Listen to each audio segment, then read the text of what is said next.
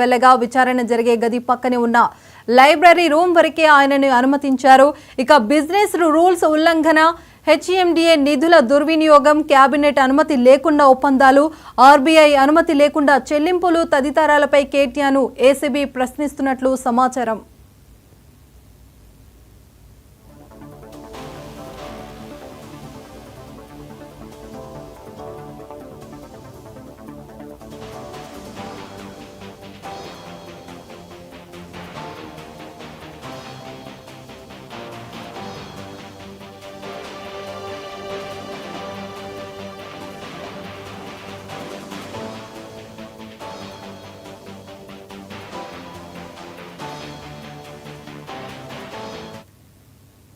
కేటీఆర్ కొద్దిసేపటి కిందటే బంజారాహిల్స్ లోని ఏసీబీ ఆఫీస్ కు చేరుకున్నారు. కేటీఆర్ లాయర్ రామచంద్రరావు కూడా కార్యాలయంలోకి వెళ్ళగా విచారణ జరిగే గది పక్కన ఉన్న లైబ్రరీ రూమ్ వరకే ఆయనను అనుమతించారు.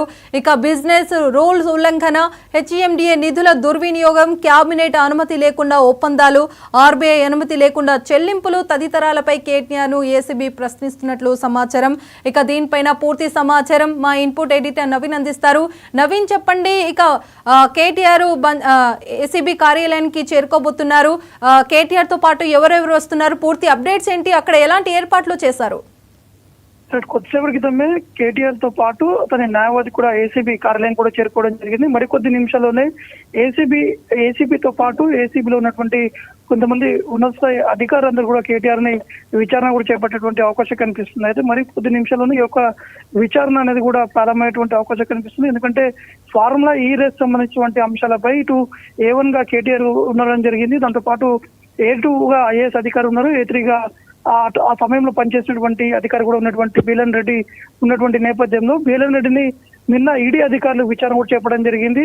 దాంతో పాటు A2 గా ఉన్నటువంటి అధికారిని కూడా ఇటు నిన్న ఏసీబీ అధికారి కూడా విచారణ చేపట్టారు. దాదాపు 6.5 గంటల పాటు ఇటు ఫార్ములా ఈ రేస్ సంబంధించినటువంటి అంశాలపై కూడా విచారణ కూడా చేపట్టిన తర్వాత వారి దగ్గర నుంచి కొంత సమాచారం కూడా సేకరించినటువంటి పరిస్థితి నెలకొంది. అయితే ఇద్దరు A2, A3 దగ్గర నుంచి సేకరించినటువంటి సమాచారం ఆధారంగానే ఇప్పుడు కేటీఆర్ ని ఇటు ఏసీబీ అధికారులు కూడా విచారణ కూడా చేపట్టేటువంటి అవకాశం కనిపిస్తుంది. దాదాపు 30 ప్రశ్నలను కూడా కేటీఆర్ ని అడిగేటువంటి అవకాశం కనిపిస్తుంది. అయితే నిన్న కేటీఆర్ హైకోర్టుని కూడా అప్రోచ్ అయ్యారు. హైకోర్టుని అప్రోచ్ అయ్యి తమ న్యాయవాదిని కూడా తమ విచారణలో ఉండే విధంగా ఆదేశాలు ఇవ్వాలని చెప్పేసి కూడా కేటీఆర్ కోరారు. కానీ కేవలం కొంత తాత్కాలికంగానే వారికి ఒక న్యాయవాదిని కూడా అనుమతించారు. వారు కేవలం విచారణ సమయంలో ఉండొద్దు, కానీ విచారణ జరుగుతున్నటువంటి ఆ రూమ్ ఏదైతే ఉందో ఆ రూమ్ లో తను చూసే విధంగా ఉండాలనేది వారికి అనుమతి కూడా ఇవ్వడం జరిగింది. కానీ దాదాపు ఒక 15 మీటర్ల దూరంలోనే ఇటు ఏసీబీ అధికారులు కేటీఆర్ న్యాయవాది కూడా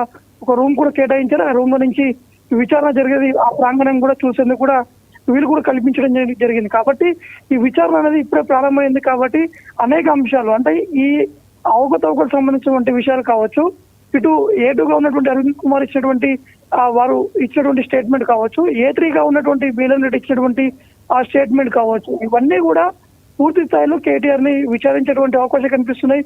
ఎందుకంటే సీనియర్ ఐఏఎస్ అధికారి ఇచ్చినటువంటి ఫిర్యాదు మేరకే ఏసీబీ అధికారులు ఇటు కేసు కూడా నమోదు చేసినటువంటి పరిస్థితి నెలకొంది. కాబట్టి ఇప్పుడు కేటీఆర్ ఏదైతే ఏసీబీ కార్యాలయం వద్ద మాత్రం కొంతమంది బీఆర్ఎస్ పార్టీకి సంబంధించినటువంటి కార్యకర్తలు కూడా చేరుకున్నారు. వారందరినీ కూడా అక్కడి నుంచి నేరుగా తెలంగాణ భవన్ కి వెళ్లిపోవాలని చెప్పేసి కూడా స్వయంగా కేటీఆర్ ఏసీబీ కార్యాలయం లోపలికి వెళ్తున్నటువంటి సమయంలో అక్కడ ఉన్నటువంటి కార్యకర్తలను కూడా వెళ్లిపోవాలని చెప్పేసి కూడా వారు చెప్పడం జరిగింది. ఖచ్చితంగా న్యాయం జరుగుతుంది, ఖచ్చితంగా అంతా కూడా తమ వైపే ఉంది, రాష్ట్ర ప్రజలందరూ కూడా చూస్తున్నారు అసలు ఏం జరుగుతుంది, కావాలని చెప్పి బీఆర్ఎస్ పార్టీలో ఉన్నటువంటి నేతల్ని ఇబ్బంది పెట్టే విధంగా కాంగ్రెస్ ప్రభుత్వం వ్యవహరిస్తుందని చెప్పేసి కూడా కేటీఆర్ కూడా మండిపడ్డారు. నిన్న హరీష్ రావు కూడా మీడియాతో మాట్లాడుతున్నటువంటి సందర్భాల్లో కూడా ఈ అంశాన్ని కూడా ప్రస్తావించడం జరిగింది. కాబట్టి మొత్తంకైతే ఇప్పుడు రాష్ట్ర వ్యాప్తంగా అందరూ కూడా ఎదురు చూస్తున్నారు అసలు ఏం జరగబోతుంది. కొంతమంది కేటీఆర్ ఖచ్చితంగా అరెస్ట్ అవుతారు, రిమాండ్ అవుతారని చెప్పేసి కూడా కొంత వార్తలు వస్తున్నటువంటి నేపథ్యంలో బీఆర్ఎస్ పార్టీలో ఉన్నటువంటి కార్యకర్తలందరూ కూడా అలర్ట్ అయ్యారు. వారికి ఒకవేళ అరెస్ట్ జరుగుతూ మాత్రం ఖచ్చితంగా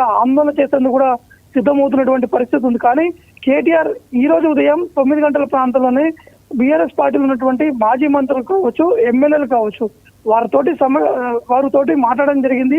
ఖచ్చితంగా ఎక్కడ కూడా ఆందోళన అనేది చేయొద్దు, ఖచ్చితంగా క్లీన్ చిట్ గా నేను బయటకు వస్తాను, నేను జైలు వెళ్లేందుకు కూడా సిద్ధంగా ఉన్నాను, కానీ పార్టీ కార్యకర్తలు సంయమనం పాటించాలని చెప్పేసి కూడా కేటీఆర్ వారికి దిశానిర్దేశం కూడా చేయడం జరిగింది. దాని తర్వాత లీగల్ టీమ్ తో కూడా కేటీఆర్ మాట్లాడారు.